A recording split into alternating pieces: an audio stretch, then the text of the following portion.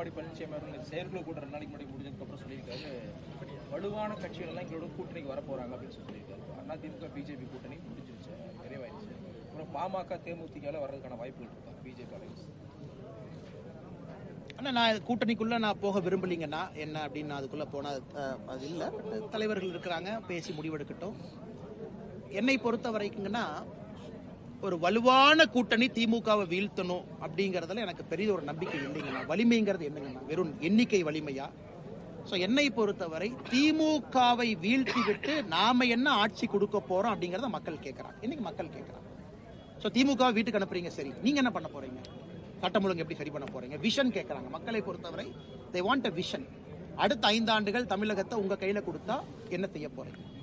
அதற்கு இன்னைக்கு எதிர்க்கட்சி தலைவராக இருக்கக்கூடிய அண்ணன் எடப்பாடி பழனிசாமி அவர்களாக இருக்கட்டும், தமிழகத்தினுடைய எல்லா அரசியல் கட்சி தலைவர்களும் பேச ஆரம்பிச்சிட்டாங்க, இதை நாங்கள் செய்வோம், அதை செய்வோம். அதனால் என்னை பொறுத்தவரை 2026 தேர்தல் என்பது எண்ணிக்கை அடிப்படையில் இருக்கா. திமுக சைட்ல இத்தனை கட்சி இருந்தாங்க, இந்த பக்கம் இத்தனை கட்சி இருந்தாங்கன்னு இருக்காதுங்கன்னா, மக்கள் திமுகவை வெளியே எடுக்கணும்னா யார் எங்களுக்கு இதைவிட மோசமான ஆட்சின்னு சொல்றீங்க, இதை விட சிறப்பா யார் கொடுப்பீங்க அப்படிங்கறத இன்னைக்கு பேச்சு. ஆனால் நான் திமுகவை வீழ்த்துவதற்காக ஒன்றிணைவோம் அப்படிங்கறத நான் நம்பலீங்கண்ணா. திமுகவை வீழ்த்தி விட்டு சிறப்பான ஆட்சியை கொடுப்பதற்காக ஒன்றிணைவோம் அப்படிங்கிற வார்த்தையில தான் எனக்கு நம்பிக்கை இருக்கு. அதைத்தான் பாரதிய ஜனதா கட்சி நம்புது, அதைத்தான் அனைத்து இந்திய அண்ணா திராவிட முன்னேற்ற கழகமாக இருக்கட்டும் எல்லா கட்சியும் நம்புது நான் நினைக்கிறேன். டிடிவி தினகரன் அவர்கள் கூட்டணியில் இருக்கக்கூடிய டிடிவி தினகரன் ஒரு சோளிங்கிற தொகுதிக்கு அவங்களுடைய மாவட்ட செயலாளர் வேட்பாளர் அறிவிச்சிருக்காங்க. டிடிவி தினகரன் அவர்கள் இந்திய கூட்டணியில் சொல்லிட்டு இருக்காரு. ஆனா தன்னிச்சையா ஒரு 2 நாளைக்கு முன்னாடி சோளிங்கிற தொகுதிக்கு வேட்பாளர் அறிவிச்சிருக்காரு. யார் அறிவிச்சிருக்காங்க? டிடிவி தினகரன்.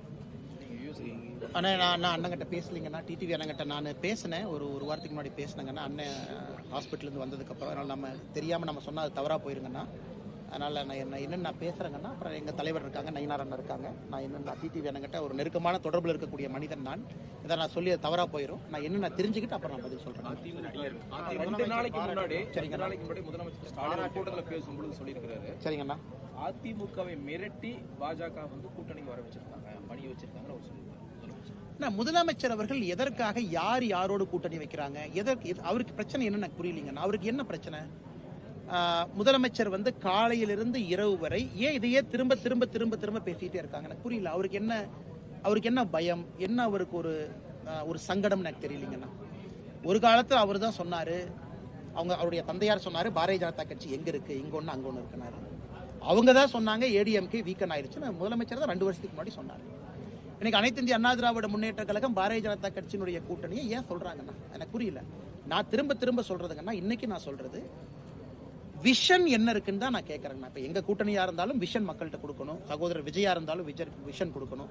சகோதரர் சீமான் அண்ணா இருந்தாலும் விஷன் கொடுக்கணும். இன்னைக்கு தான் அரசியல் மக்கள் ரொம்ப புத்திசாலிகள், ரொம்ப புத்திசாலி, ரொம்ப தெளிவா யோசிச்சு தான் ஒரு ஓட்டு போட போறாங்க. அதனால முதலமைச்சர் எதற்காக பிதற்றுகின்றார்? அவர் செஞ்ச சாதனையை சொல்லலாமே, 4 வருஷம் ஆச்சு, அதை ஏன் சொல்ல மாட்டாரு? ஏன் டேட்டா கொடுக்க மாட்டாரு?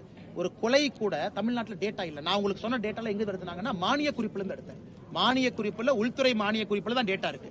இவங்க ஒரு டேட்டா வெளியிட்டு பல ஆண்டுகள் ஆகுது. பெண்களுக்கு எதிரான குற்றம் 2021, 22, 23 எங்கேயுமே இல்லை, பத்திரிகை கிடைக்காதுங்க, கிடைக்காது. எந்த டேட்டாவுமே கொடுக்கறது இல்லை. எந்த அடிப்படையில் நல்லாட்சின்னு சொல்றாங்க? ஆனால் முதலமைச்சர் அவர்கள் அதுல கவனம் செலுத்தட்டும். யார் யாரோடு கூட்டணி வைக்கின்றார்கள் என்பதற்கு எதற்காக அவர் கவலைப்பட்டுக் கொண்டிருக்கின்றார்?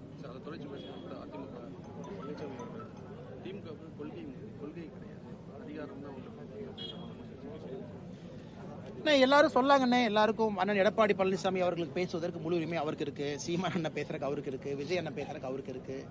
பாரதிய ஜனதா கட்சி நாங்கள் பேசுவதற்கு எங்களுக்கு இருக்கு. இன்னும் ரொம்ப தூரம் இருக்குங்கண்ணா. அரசியல் களம், அமைப்பு, பேசுகின்ற விதம், பக்குவம், அரவணைப்பு, எல்லோரையும் அரவணைத்து செல்லக்கூடிய விதம் இன்னொரு 7-8 மாசம் மக்கள் பார்த்து கொண்டிருக்கின்றார்கள். ஏற்கனவே சொன்னது போல ஓப்பன் ஃபீல்டு, இன்னைக்கு ஃபீல்டு ஓப்பனா இருக்குன்னா யாரு வேண்டுமானாலும் ஆட்சிக்கு வர முடியும் என்கின்ற சூழல் தமிழகத்தில் இருப்பதாக நான் பார்க்கின்றேன். ஏன்னா மக்கள் எல்லாத்தையும் பார்க்கறாங்க. விஜய் அவர்களே உத்து பார்க்கறாங்க.